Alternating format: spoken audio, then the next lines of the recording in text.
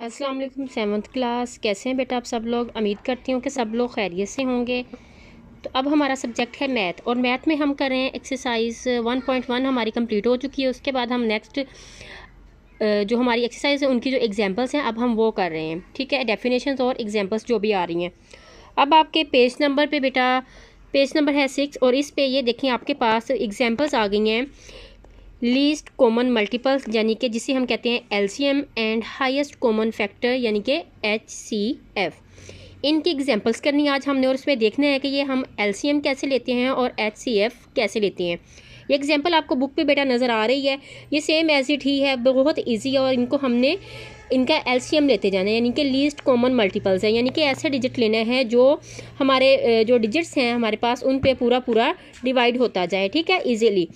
तो अब हम देखते हैं कि हमारे पास ये इसका एलसीएम उन्होंने हमें दिया हुआ है किस चीज़ के लिए, 72, 48 एंड 24। अब इसका एलसीएम लेना है, तो चलिए आइए बेटा आप देखते हैं कि इसका एलसीएम हम कैसे लेते हैं। अब इधर देखिए बेटा, ये व्हाइट बोर्ड पे हमने इसका सोल्यूशन किया हुआ है, सेम वही एग्जांपल है। और अब यहाँ पे उन्होंने हमें बताया है कि हम लोगों ने इसको कैसे करना है। अब लीस्ट कॉमन मल्टीपल्स हैं, यानी कि एलसीएम है। सबसे पहले हम एलसीएम की एग्जांपल देखते हैं। अब 72 है।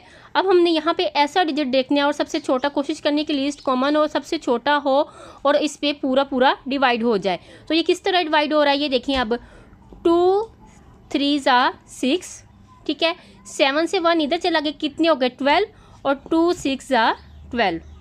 फिर 48 है, 2 2 4, 2 4 8। फिर 2 1 2 और 2 2 4। क्लियर है? ये सेम एज इट ऐसे, मतलब कि पूरे पूरे ये डिवाइड हो रहे हैं यहाँ पे 2 पे। नेक्स्ट फिर ये सारे डिजिट्स देख लें। ये देखेंगे हम सबसे पहले 2 को देखेंगे, 2 पे ये हमारे पास डिवाइड हो रहे हैं ये नहीं। 2 1 2, 1 आगे कैरी चला गया। फिर उसके बाद 2 8 उसके बाद फिर 24 है, 2 1 2, 2 2 4, ठीक है। फिर 12 है, 2 6 12। फिर ये देखें 2 सारे डिजिट्स 2 पे डिवाइड हो रहे हैं इक्वली। 2 के टेबल में ये सारी चीज़ें आ रही हैं, तो हम वैसे फिर 2 पे इसको डिवाइड कर देंगे। 2 9 18, 2 6 12, 2 3 6। उसके बाद फिर देखें ये सारे डिजिट मोस्टली अब देखेंगे ये दोनों है, ये दोनों 2 पे डिवाइड हो रहे हैं, और एक 9 है, ये 2 पे डिवाइड नहीं हो रहा है। इसलिए हम पे देखेंगे यहाँ पे 2 तो हो रहे हैं ना, तो यहाँ पे 2 ले लेंगे।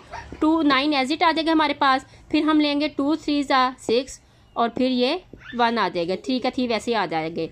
उसके बाद आ जाएगा हमारे पास ये अब 3 के डिजिट्स आ गए हैं सारे। 9 भी 3 पे जा रहा है, ये भी 6 3 के टेबल में आता है, और 3 भी 3 के टेबल में आता है। अब हम इसको करेंगे 3 के साथ। 3 9 वैसे, 3 2 6, और 3 1 3 वैसे सेम हमारे पास आ रहा है। फिर इसको जो 3 पे कर देंगे, 3 3 9, 3 1 3, 3 1 3।